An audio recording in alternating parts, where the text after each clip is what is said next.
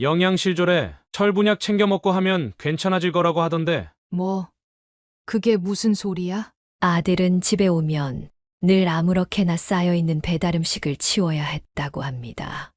배달 음식비, 생활비, 공과금, 보험금에 아내의 문화생활비까지 점점 늘어나기만 했습니다.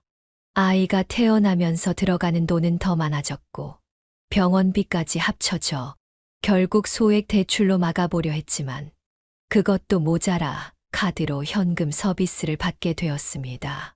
집에 들어오면 아내가 허물처럼 벗어둔 옷을 정리하고 청소를 하고 설거지와 빨래를 하고 아이를 씻기고 분리수거까지 해야 했습니다. 아토피가 있는 아이 때문에 청소를 거를 수가 없었고 그러면서 본인을 챙길 시간이 부족해졌습니다. 모든 일을 끝내고 나면 허기에 수저를 들었지만 떨어진 식욕과 함께 피로가 몰려와 결국 끼니를 거르게 되었습니다.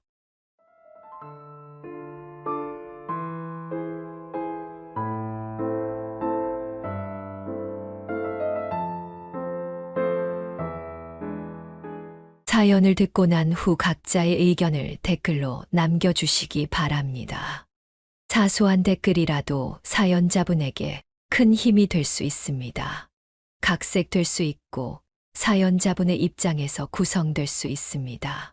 박정자 여사님은 타고난 성품이 부끄러움 많고 낯을 가리는 성격이었습니다. 그런 그녀가 조금씩 변하게 된 것은 결혼 이후부터였습니다. 결혼하고 2년이 지나면서부터 남편에게 수시로 폭행을 당하며 살아왔습니다. 처음에는 습관처럼 12번 올리던 손바닥이 점차 주먹과 발로 바뀌고 손에 잡히는 물건으로 그녀를 때리기 시작했습니다. 요즘에는 아이들도 때리면 안 된다는 교육법이 있지만 박정자 여사님도 어느 정도는 이에 동조했습니다. 왜냐하면 폭력은 점점 중독되기 때문이었습니다. 어느 순간부터 때리게 되는 것에 대한 감각이 무뎌지기 시작하는데 폭행을 가하는 사람들은 그 사실을 잘 알고 있을 것입니다. 남편도 그녀에게 이렇게 말했습니다. 내가 정말 잘못했어. 나도 모르게 점점 심해져. 때리는 그 순간만은 통제가 되지 않고 그 감각 자체가 마치 내가 아닌 느낌이야. 일탈하는 그런 느낌이 들어. 나도 화가 나면 이렇게 무서운 사람이라는 걸 보여주고 싶은 이상한 기분이 들더라. 마치 내가 모든 상황을 통제하는 것 같았어. 나도 미친 거 아는데 나도 답답해 죽겠는데 어쩔 수가 없어. 그러나 어느 날 박정자 여사님이 임신했음을 알게 되었습니다. 그녀는 남편에게 이혼을 요구하며 말했습니다. 나 임신했어. 이혼해줘. 남편은 여러 번 약속했습니다.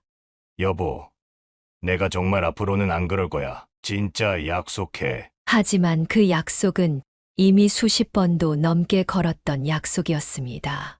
그래서 박정자 여사님은 결국 남편과 이혼하게 되었습니다. 그날도 그녀는 남편에게 맞았습니다.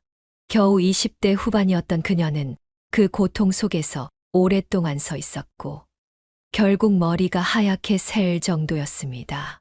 그 뒤 일주일 후 남편은 그녀를 놔주었습니다. 본인 스스로도 자신을 멈출 수 없다는 것을 알고 있었던 것 같습니다. 아마 그것이 그가 아이에게 보인 가장 가장다운 모습이었을 것입니다.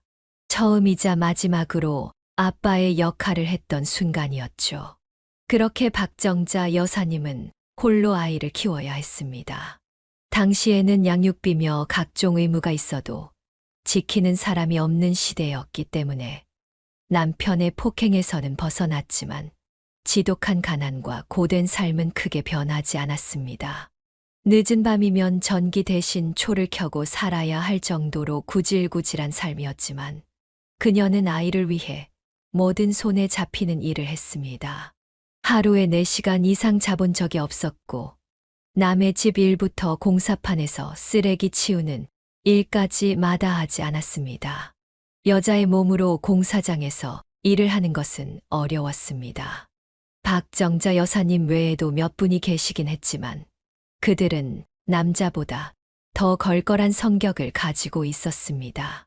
모욕적인 발언과 성적인 농담, 그리고 욕설이 일상적으로 오가는 현장이었죠. 처음에는 울기도 하고 스트레스로 인해 머리카락이 빠지기도 했습니다. 그러나 그 생활이 3년, 5년 계속되면서 그녀는 점차 변했습니다. 자신을 보호하기 위해 스스로를 바꾸게 되었고 사람의 일에 치이다 보니 거칠어졌습니다.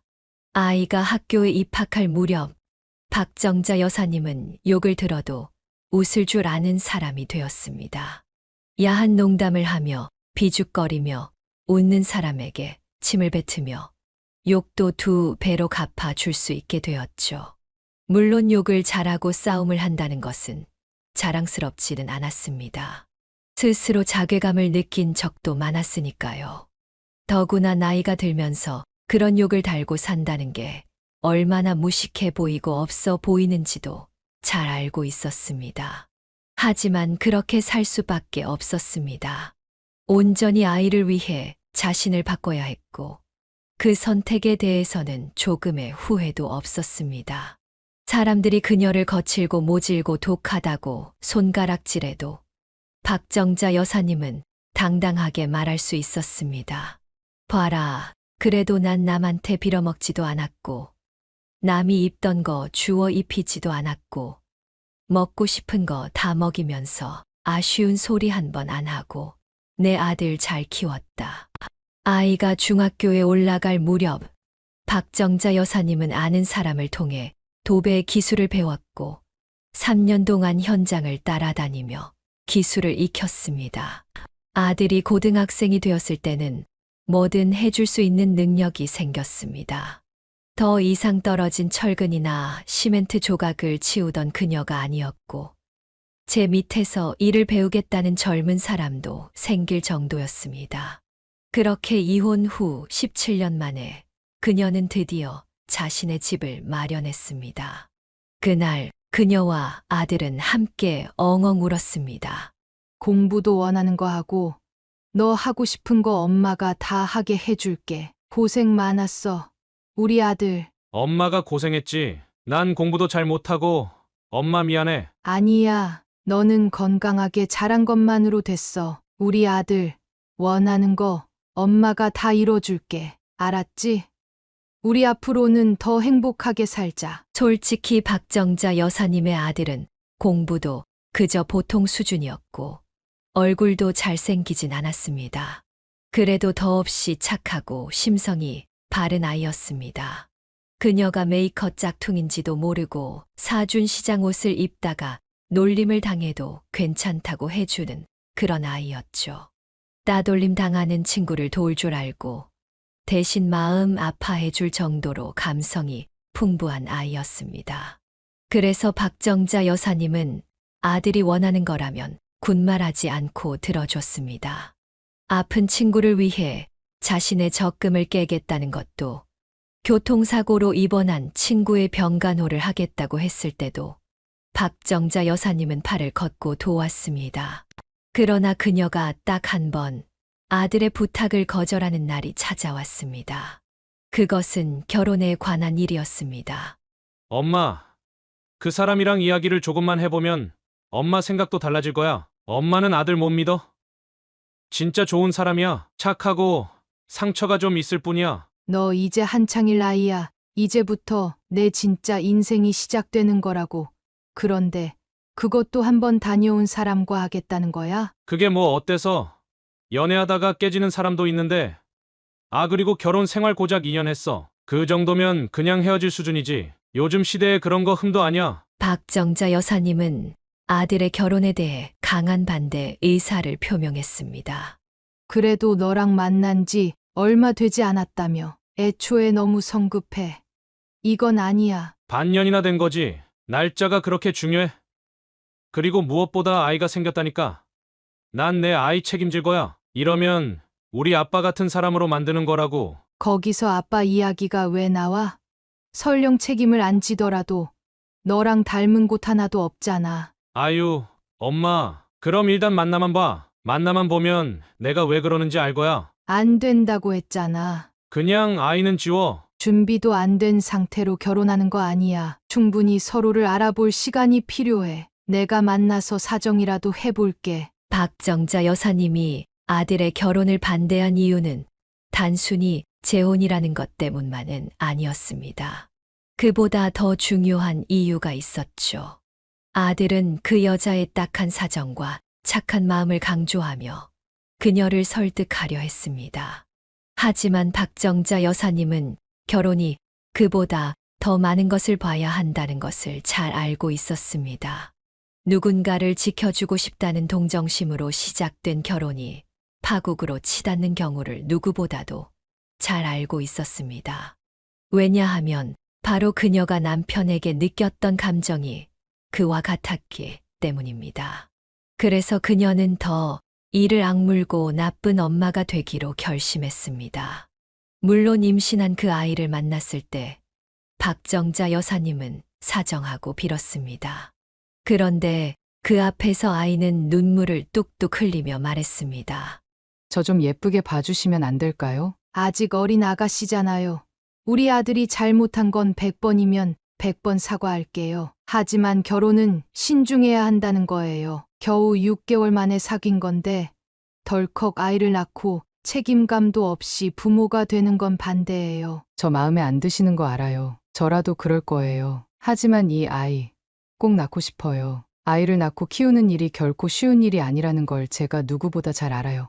책임감 좋죠. 하지만 책임감으로만 아이를 키울 순 없어요. 그리고 무엇보다 우리 아들은 이제 직장에서 막 자리 잡았고 아가씨는 아직도 취업 준비하고 있다면서요. 아이 낳아서 키우는 거 요즘 세상에 혼자 힘으로 가능하지가 않아요. 현실적인 걸 보자는 거예요. 실은 저 아이를 3번이나 유산했어요. 남편, 그러니까 전 남편이 저를 때리고 불륜을 저질렀어요. 아이를 못 낳게 하겠다면서 배를 발로 차고 아니. 어쩜 그런 저를 위로해 준 게 그 사람이에요. 제가 힘들 때 곁에서 많이 위로해 줬어요. 그런 좋은 사람이 제 아이의 아빠가 되길 바라고 있어요. 저 정말 잘할게요. 진짜 후회 안 하게 할게요. 아이를 위해서 일도 하고 부지런한 사람이 될 거예요. 얼굴도 예쁘고 여린 아가씨였습니다. 그녀가 던지는 말마다 마음이 아플 정도로 울었고 박정자 여사님은 마치 자신의 젊은 시절을 보는 것 같았습니다. 그녀의 눈에서 뚝뚝 떨어지는 눈물을 보니 왜 아들이 그 아이를 선택했는지 알 것 같았습니다. 박정자 여사님도 그 아이를 지켜주고 싶은 마음이 들었으니까요. 그래서 결국 그녀는 허락을 했습니다. 다만 이미 불러오고 있는 배 때문에 결혼식만 뒤로 미루고 둘의 미래를 위해 박정자 여사님은 자신이 모아둔 노후 자금까지 덜어 신혼살림과 아파트 전세 자금까지 마련해 주었습니다. 중소기업에 다니는 아들의 월급으로는 두 사람이, 아니 셋이 생활할 돈을 마련하는 것은 애초에 불가능하다고 판단했기 때문이었습니다. 엄마, 진짜 고마워. 우리 정말 잘 살게, 진짜로. 어머님, 감사해요. 제가 앞으로도 잘 모실게요. 진짜 딸 같은 며느리, 그거 하려고요. 됐어. 그냥 둘만 잘 살면 된다. 아들, 너도 이제 가정이 생겼으니까 충실하게, 알았지? 네, 그래도 우리 엄마 근처에서 절대 안 떨어지기로 했어요. 맞아요, 어머님. 저희 이 집 근처에 집 알아보고 있어요. 시댁이랑 가까워서 좋을 게 하나도 없는 게 신혼집이야. 그러지 마.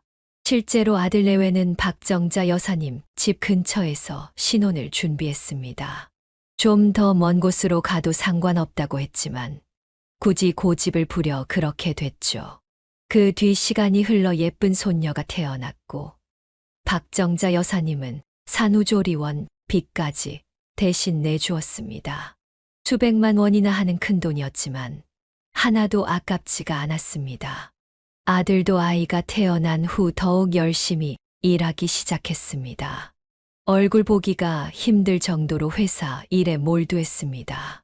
그러나 아이를 낳은 뒤 착했던 며느리가 조금씩 달라지기 시작했습니다.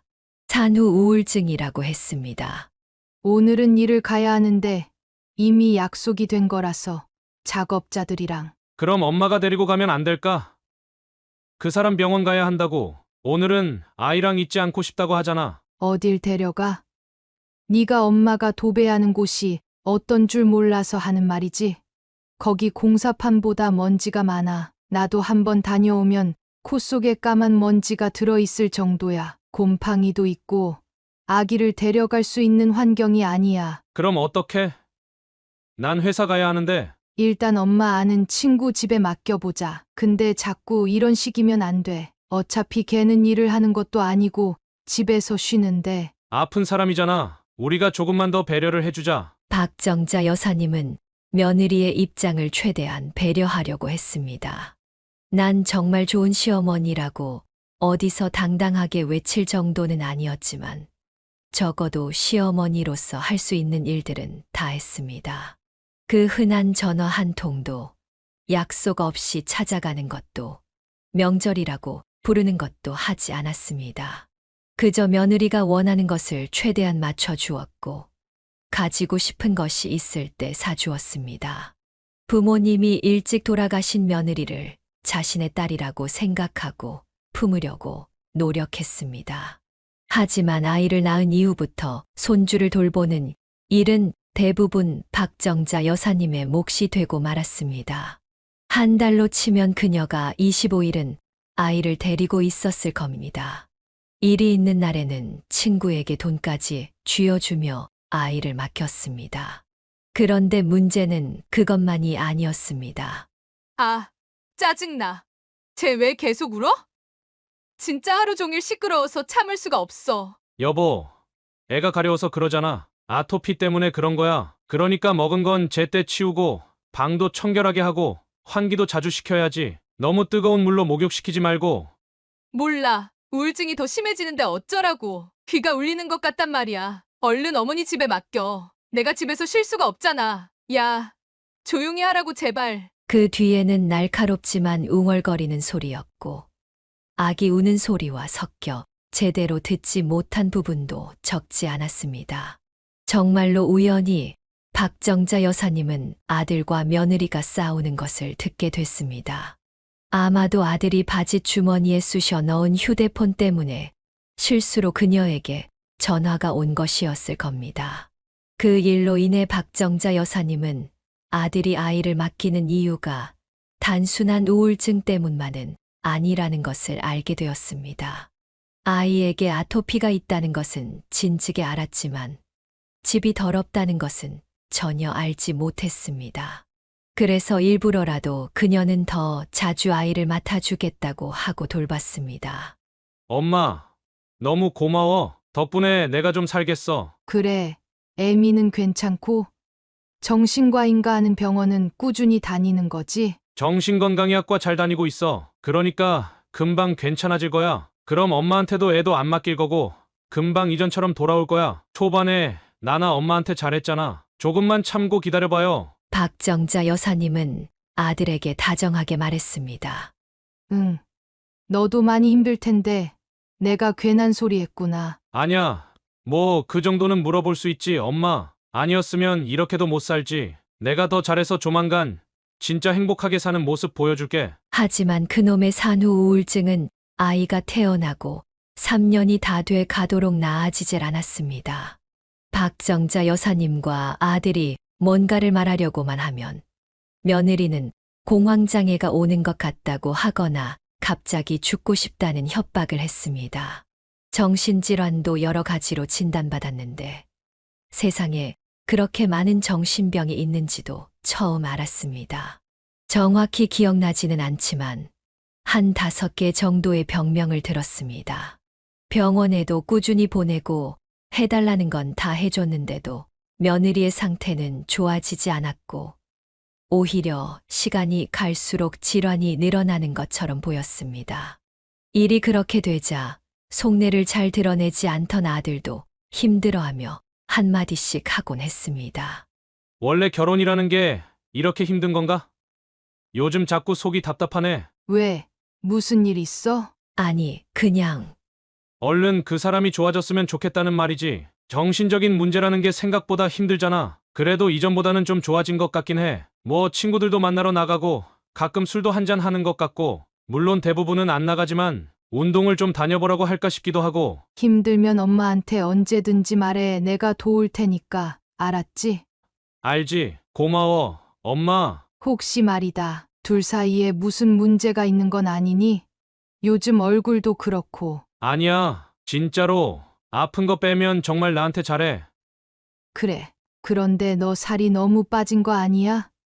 이거 다이어트 중이지? 나는 운동하거든. 저녁에. 그래서 저녁에 전화가 안 되는 거구나.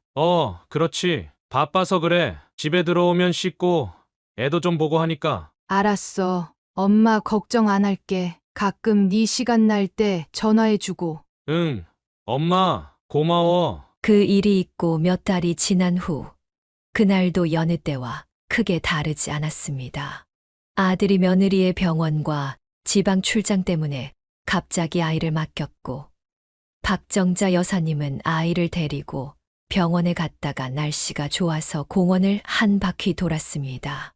하지만 그녀는 그날 일이 있어서 어쩔 수 없이 오후 23시쯤 친구에게 아이를 맡기고 인부들과 함께 현장에서 도배를 시작했습니다.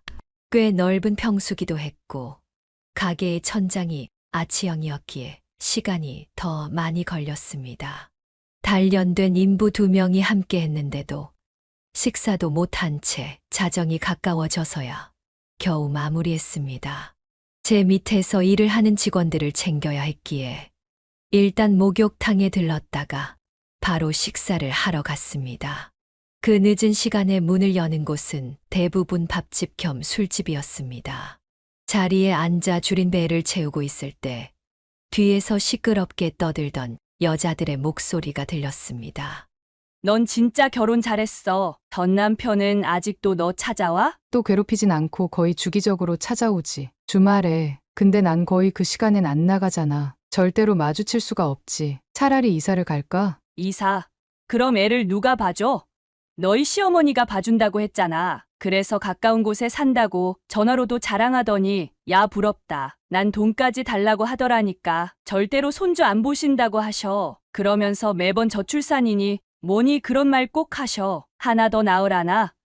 난 너네 시어머니 하는 거에 반의 반만이라도 해주셨으면 하나 더 나을 텐데. 그래.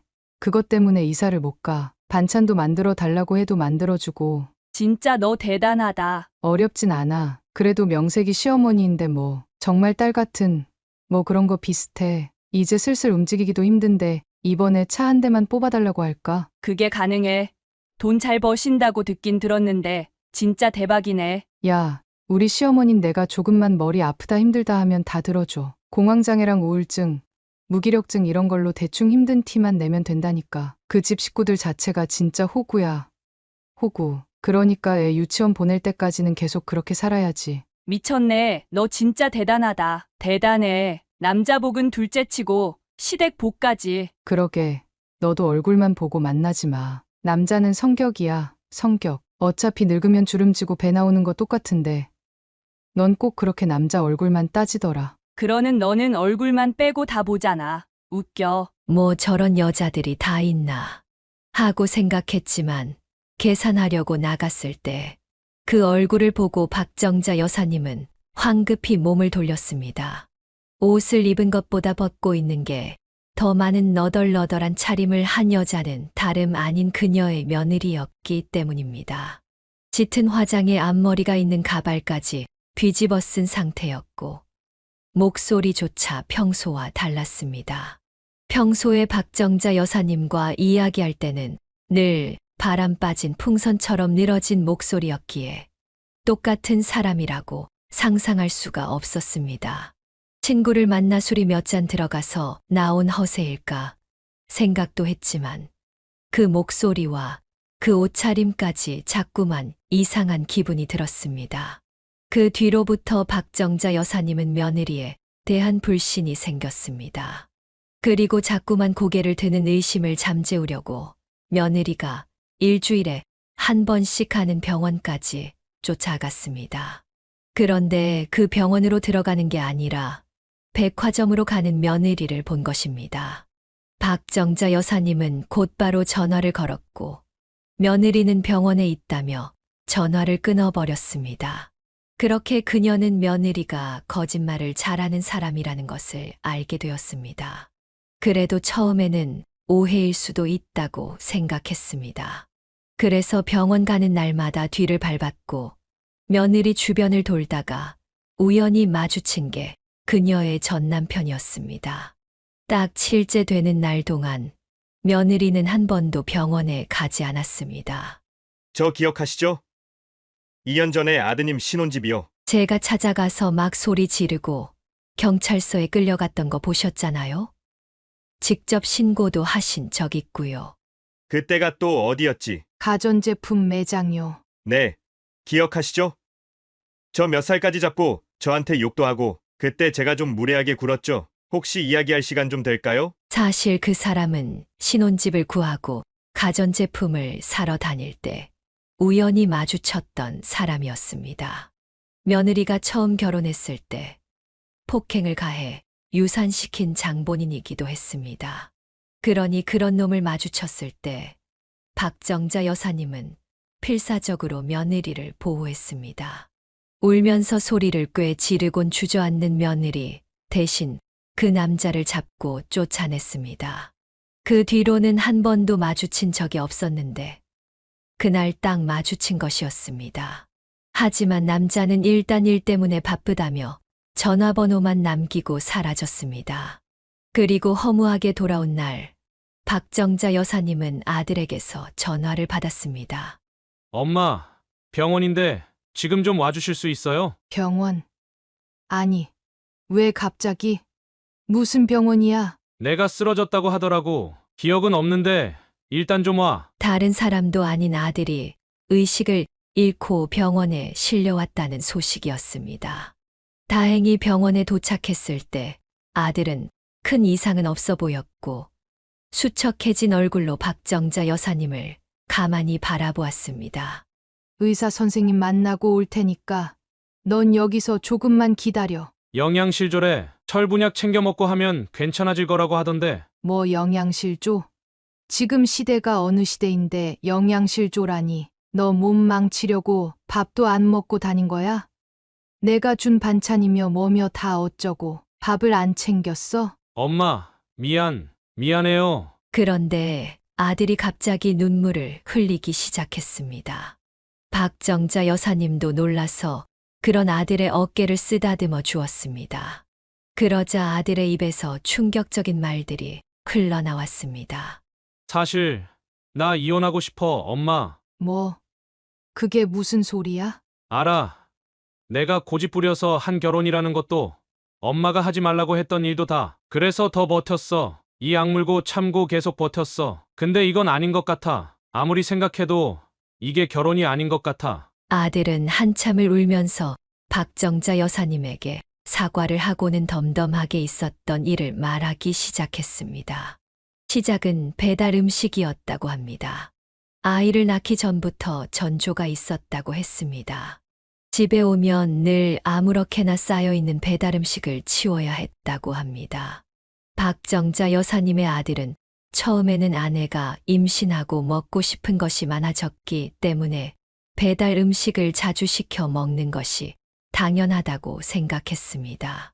그러나 시간이 지나면서 그 비용이 다달이 200만 원에 가까워지자 문제가 생겼습니다. 아들은 결국 카드를 만들어 쓰기 시작했습니다. 아이가 태어나면 상황이 나아질 거라 생각했지만 배달 음식비, 생활비, 공과금, 보험금에 더해 아내의 문화생활비까지 점점 늘어나기만 했습니다. 거의 매일 쇼핑까지 하던 그녀 때문에 지출은 끊임없이 증가했습니다. 아이가 태어나면서 들어가는 돈은 더 많아졌고 병원비까지 합쳐져 결국 소액 대출로 막아보려 했지만 그것도 모자라 카드로 현금 서비스를 받게 되었습니다. 아들은 이렇게 생긴 빚을 자신이 해결하려고 했습니다. 박정자 여사님에게 잘 사는 모습을 보여주고 싶었기 때문입니다. 그래서 회사가 끝나고 대리운전까지 하면서 어떻게든 버티려고 했습니다. 아이가 조금만 더 크면 산후 우울증이 끝나면 모든 것이 나아질 것이라며 스스로를 설득하면서 말이죠. 그러나 문제는 돈에서 끝나지 않았습니다. 투잡을 하면서도 집에 들어오면 집안일이 산더미처럼 쌓여 있었습니다. 아내가 허물처럼 벗어둔 옷을 정리하고 청소를 하고 설거지와 빨래를 하고 아이를 씻기고 분리수거까지 해야 했습니다. 아토피가 있는 아이 때문에 청소를 거를 수가 없었고 아내에게 맡기면 아이의 피부가 늘 뒤집어지니 음식까지 자신이 미리 요리해 두었습니다. 그러면서 본인을 챙길 시간이 부족해졌습니다.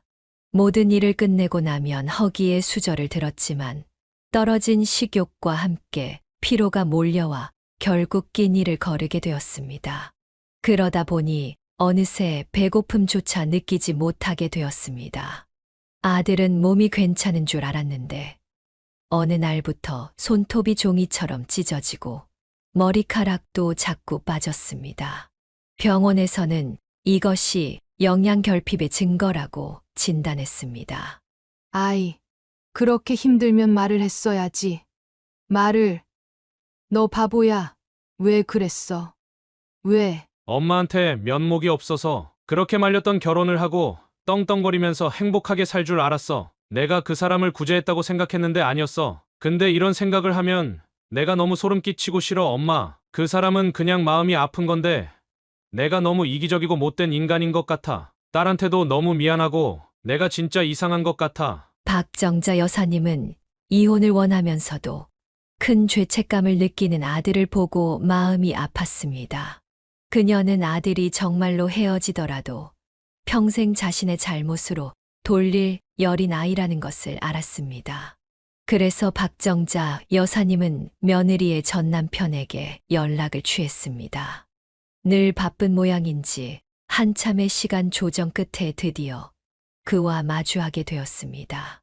그 남자는 바짝 마른 몸에 캥한 눈을 하고 있어 꼭 박정자 여사님의 아들과 닮아 있었습니다. 이전에는 그 눈이 이혼한 아내를 찾아다니는 미친 사람의 눈이라고 생각했지만 다시 만난 그는 피곤하고 힘들어 보일 뿐이었습니다.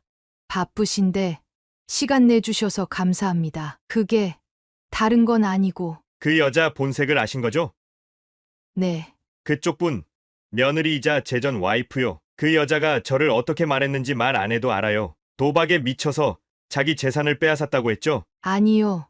그건 아니고, 아, 그거구나. 여자에 미쳐서 불륜으로 가정을 파탄시킨 천하의 몹쓸 놈. 비슷하긴 한데 그 가정폭력을 저질러서 아이를 유산시켰다고 들었어요. 남자는 기가 찬 듯 헛웃음을 흘렸습니다.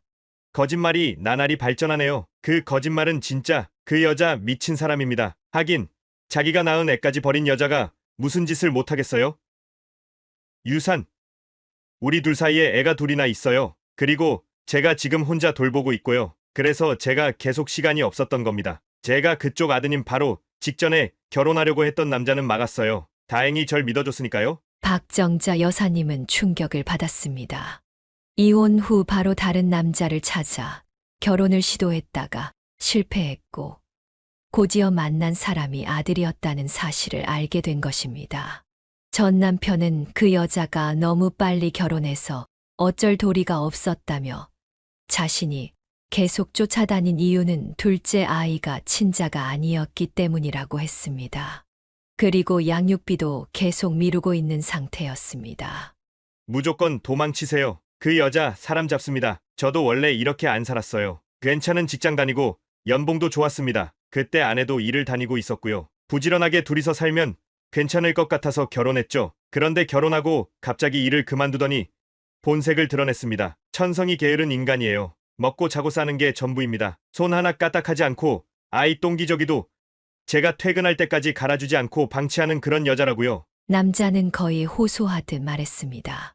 첫째 아이가 아프기 시작하면서 모든 것이 무너졌다고 했습니다. 병원비, 수술비, 생활비까지 점점 빚이 늘어갔고 아내는 병간호조차 하지 않았습니다. 그것조차 귀찮아했고 둘째를 가졌다는 핑계를 댔다고 합니다. 그런데 둘째가 문제가 있었습니다. 그 아이는 그의 친자가 아니었습니다. 그럼 그 아이는 엄마가 키우게 했으면 죽었겠죠? 아니, 아마 고아원에 바로 버렸을 겁니다. 그 여자의 본성은 게으른 여자예요. 그 여자가 열심히 몰두하는 건 먹는 거, 마시는 거, 그리고 쇼핑하는 게 전부일 겁니다. 이따금 지루할 때 바람 피우는 거. 근데 제가 봤을 때 그 여자 바람 피우는 게 일이라는 생각도 들어요. 유일하게 노력하는 순간이 다른 남자 만나는 거죠. 그게 무슨 말이죠? 그 여자는 알아요. 이제 이 남자는 날 버리겠구나. 그걸 알고 둥지를 갈아타는 겁니다. 그래서 순진한 사람 꼬여서 그 자리에 앉아서 또 똑같은 짓을 하는 거예요. 저도 처음엔 단순한 바람, 뭐 이런 건 줄 알았는데 남자 만나는 것도 귀찮아해요. 그냥 자길 먹고 살게 해줄 호구를 찾아다닌 겁니다. 모르긴 몰라도 그 여자 이제 30 초반인데 다른 남자들 인생도 여러 번 망가뜨릴 겁니다. 두고 보세요. 그걸 막아주려고 했는데 제가 그날 그렇게 행동해서 정말 죄송합니다. 그때 저도 좀 충격을 받긴 했어요. 그래서 앞으로는 그 여자 안 찾으려고요. 좀 찜찜하긴 하지만 양육비는요? 주겠어요. 그 여자가. 그리고 양육비 이전에 제가 쫓아다닌 건 애 아빠라도 알려고 한 건데 애를 데려다 주시려고요? 아니요. 그건 아니고 이미 정이 들었고 저 혼자 어린 애들을 2명 키우는 거 솔직히 너무 힘듭니다. 빚도 갚아야 하니까요. 그래도 견디다 보니 이제 유치원도 갈 수 있는 나이라서요. 근데 친부는 알아야 나중에 아플 때 대비라도 하죠. 제 첫째 아들이 아팠던 것 때문에 불안해서 그래서 더 쫓아다닌 겁니다. 남자의 사정은 참으로 딱했습니다. 빚 독촉이 회사로 와서 결국 퇴사했고 그 이후로는 계속 배달이나 대리 일을 하며 돈이 급할 때는 공사장까지 오가고 있었습니다. 박정자 여사님은 문득 제안을 했습니다. 혹시 제가 하는 도배 일을 배워볼 생각은 없나요? 저도 여기저기서 듣긴 했는데 시간도 걸리고 배울 땐 돈도 좀. 일이야 힘들죠. 그리고 초반엔 돈도 다 받진 못해요. 그런데 가르치는 사람이 나니까 괜찮아요. 남자는 당황했는지 말까지 더듬었습니다. 팀 단위로 움직이니까 일이 있을 때는 미리 공지가 돼요. 그리고 쉴 때는 다른 일도 병행할 수 있습니다. 어깨도 허리도 망가지고 힘들긴 해도 공사장에서 벽돌 나르는 것보다는 위험하지도 않고 돈도 2배 이상 벌 수 있습니다. 그리고 안정적으로 자리 잡으면 나중에 독립할 수도 있죠. 시간도 다른 일에 비해서 짧아요. 손이 맞으면 더 빨리 끝낼 수 있고 대부분은 오전 일찍 시작해서 오후 34시에 끝나니 애들과 있을 시간도 많을 겁니다. 남자는 한참 말을 잇지 못하더니 끝내 울음을 터뜨렸습니다.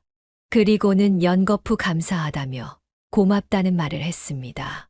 그는 하는 일을 조금 정리하겠다는 말을 끝으로 헤어졌습니다. 박정자 여사님은 일단 유전자 검사부터 진행했습니다. 혹시나 했지만 손녀는 역시나 그녀의 아들의 아이가 아니었습니다.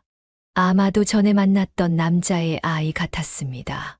박정자 여사님은 무엇을 해야 할지 몰라서 망설이다가 아들에게 결과지를 보여주었습니다. 아들은 서러운 눈물을 한참이나 흘리다가 말했습니다. 엄마, 이혼할 거야. 근데 무슨 말인지 알 것 같아. 엄마도 찬성이야. 미안해, 엄마. 뭐가 자꾸 미안해. 내가 안 키운다고 했으면 내가 키울 아이였어. 박정자 여사님의 아들은 이혼을 결심했습니다. 괜찮아.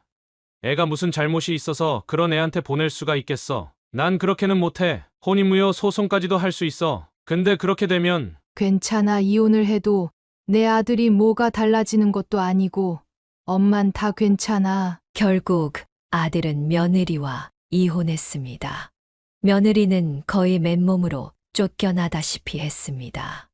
박정자 여사님은 심지어 선물했던 가방과 구두까지 모조리 불에 태워버렸습니다. 아들의 집에 있던 며느리의 물건들은 물론 그녀의 흔적이 조금이라도 남아있는 것들은 모두 팔거나 버렸습니다. 서류 정리가 완전히 끝난 후 다행히 아들은 일상으로 돌아올 수 있었습니다. 남은 카드 빚은 박정자 여사님이 정리해 주었고 신혼집을 정리하고 아들은 그녀의 집으로 들어와 영양 상태도 많이 좋아졌습니다. 더구나 매일 아토피 때문에 고생하던 손녀의 상태도 박정자 여사님 집으로 완전히 옮기면서 나아졌습니다. 그리고 박정자 여사님이 했던 약속도 지킬 수 있었습니다. 며느리의 전 남편이 그녀 밑에서 일을 시작했으니까요. 모든 일상이 제대로 돌아갔지만 박정자 여사님은 좀처럼 마음의 평온을 찾지 못했습니다. 하루에도 12번이나 깨어나 가슴을 부여잡고 숨을 몰아쉬는 날이 많았습니다. 어쩌면 아들도 그랬을지 모르지만 박정자 여사님은 좀처럼 그 불안이 나아지지 않았습니다. 그녀는 악몽을 꾸며 아들이 폭력을 저질렀다거나 바람을 피웠다고 하는 소문을 듣는 일이 반복되곤 했습니다. 어느 날 며느리의 전 남편이 문득 며느리 이야기를 꺼냈습니다. 그 여자 또 결혼할 준비를 하는 모양이더라고요. 진짜 지독한 여자야. 불행한 애들을 얼마나 더 만들고 싶어서 안달이 났는지 모르겠어요. 저출산이다 뭐다 하면서 똑똑한 사람들은 책임감 때문에라도 아이를 많이 안 낳으려고 하는데 꼭 머리에 든 거 없는 여자들이 그런 식으로 책임도 못할 짓은 엄청 저지른다니까요. 근데 자네는 그런 이야기를 어디서 들어? 신혼집이며 찾아낸 것도 우연인 줄 알았는데. 사실 저희 사촌 형이 심부름 센터를 하거든요. 제 아이 친아빠가 누군지 조사를 계속해주고 있는 상태라서 듣기 싫어도 소식이 들려와요. 결혼, 또 결혼을 한다는 거니? 네. 미친 여자죠. 멀쩡하게 생기고 가식을 떠니까 순진한 남자들은 대부분 속잖아요. 그 소식을 들은 박정자 여사님은 밤잠을 설쳤습니다. 결국 아침이 되자 그 남자에게 연락해 결혼하려는 남자의 회사를 알아냈습니다. 그녀는 그 남자를 불러 마주했고 그간의 상황을 모두 설명했습니다. 그러나 남자는 그녀의 말을 믿지 않았습니다. 마치 예전에 박정자 여사님 자신이 그러했던 것처럼 말입니다. 다시는 가지 마세요. 그러다 정말 큰일 나요. 명예훼손죄도 있고 그 여자 성격 보통 아니거든요. 사장님한테 무슨 짓이라도 하면 어쩌시려고요? 그 남자도 지금은 눈이 돌아 있을 건데 내가 그냥은 못 넘어가겠어서 그래. 자네도 알잖아. 알죠. 그럼 차라리 저랑 같이 가요. 결국 박정자 여사님과 전 남편은 그 남자의 집으로 찾아갔습니다. 외아들을 키우고 있다는 부부였는데 박정자 여사님은 침착하게 상황을 설명했고 그들이 가지고 있는 증거들을 보여주었습니다. 가장 중요한 유전자 검사 결과까지도 말입니다. 일주일쯤 뒤 며느리는 씩씩거리며 박정자 여사님을 찾아왔습니다. 미쳤어요? 저한테 왜 그러는 거예요? 이제 당신이랑 나랑은 남이야. 그리고 지금 이런 짓 하면 고소감이야. 내가 어디 한번 미친년처럼 고소해봐? 그래서 콩밥 좀 처먹어야 정신이 들겠어. 감히 내 결혼에 똥물을 튀겨. 이게 아주 쌍으로 지랄이네. 며느리는 박정자 여사님의 머리채를 잡았습니다. 하지만 박정자 여사님은 울대를 쳐버렸습니다. 며느리는 캑캑거리며 숨을 쉬지 못하고 있었고 박정자 여사님은 가만히 그녀를 바라보았습니다. 정신을 차린 며느리가 다시 달려들었지만 박정자 여사님은 그녀의 팔을 잡아 뒤로 밀어버렸습니다. 게으르기만 한 30대 여자와 반평생 도배 일을 해온 박정자 여사님 사이에 싸움이 될 리가 없었습니다. 드러누워 버둥거리는 며느리의 얼굴에 침을 뱉고 박정자 여사님은 가장 끔찍한 욕설을 퍼부었습니다. 파랗게 질려 벌벌 떨고 있는 모습을 보니 속이 시원해졌습니다. 그래. 이제 남이니까 고소해. 근데 너 각오는 해야 할 거야. 내가 딱 한마디만 할게. 나 시간 되게 많아. 돈도 많고 어디 한번 가보자. 내 인생 남은 시간 다 걸고 너는 내가 끝까지 쫓아다닐 테니까. 이거 협박이야. 협박이야. 내가 키운 내 아들 서류에 흠집 냈을 때 이 정도 각오는 했어야지. 게을러 터져서 남자 하나 호구 잡아 평생 그렇게 살 생각이었지. 근데 앞으로 넌 아주 열심히 일해야 될 거야. 왜냐면 내가 너 그렇게 만들 거니까. 고소하라면 못할 줄 알아? 너 폭행으로 내가 먼저 쳐넣을 거야. 그래. 그렇게 하나씩 시작해보자. 너 사람 잘못 건드렸어. 그건 알고 있어. 그리고 하나 더 말해줄게. 한 살 한 살 먹으면 알게 되겠지만 앞으로 넌 쉽게 누구 못 만날 거야. 언제까지? 내 머리 위에 관뚜껑 닫히는 그날까지. 근데 넌 내가 죽어도 그렇게 못 살걸. 그땐 너도 늙고 추해질 테니까. 악을 쓰며 발길질을 하던 며느리를 뒤로 하고 박정자 여사님은 멋지게 그 자리를 떠났습니다. 그날은 정말 푹 잘 수 있었습니다. 아들이 병원에 있다는 소식을 들은 이후 처음으로 제대로 잠들었던 밤이었습니다. 그 흔한 꿈도 꾸지 않고 내리 잠들 수 있었습니다. 물론 아들에게는 이런 말을 하지 않았습니다. 복수든 뭐든 아들의 마음에 그 여자가 한 줌이라도 남아있는 걸 원하지 않았기 때문입니다. 그리고 그 뒤에도 박정자 여사님은 지속적으로 며느리가 다른 남자와 결혼하려는 것을 방해했습니다.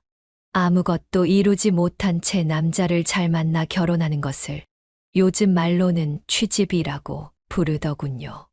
물론 이런 그녀를 만류하는 사람들도 있었습니다. 복수의 안 좋은 점에 대해 말하고 잘 사는 것이 복수라고 하는 사람도 있었죠. 박정자 여사님도 일부분은 동의했습니다.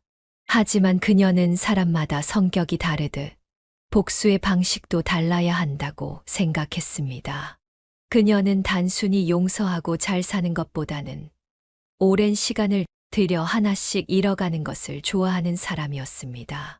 그래서 자신의 인생에 소중한 시간을 투자했다고 생각했습니다. 나아가 그렇게 하고 나면 속이 후련해지기도 했습니다. 그렇게 박정자 여사님은 지금까지도 쭉 그런 식으로 살아왔습니다.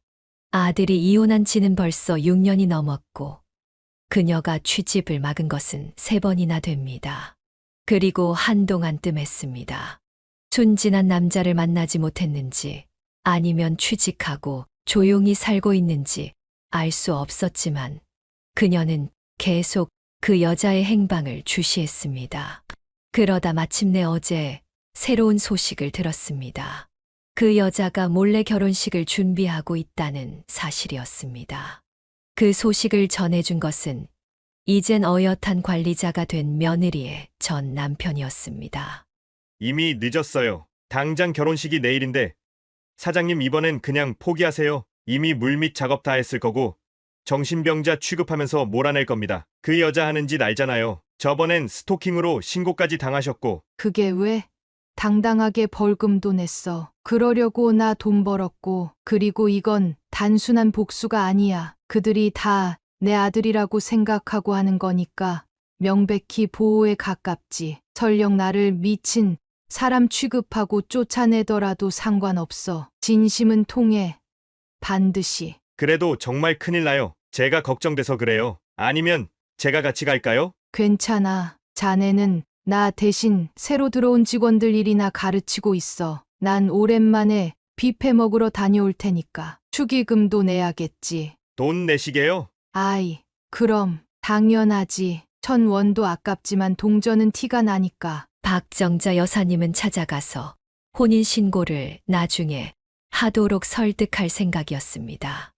여기까지가 박정자 여사님의 사연이었습니다. 박정자 여사님의 사이다. 참교육 정말 시원합니다. 사연을 듣고 댓글로 의견을 남겨주시기 바랍니다. 사소한 의견일지라도 사연자분에게는 큰 힘이 됩니다. 노골적인 악성 댓글은 사연자분에게 상처가 될 수 있으니 삼가주시기 바랍니다.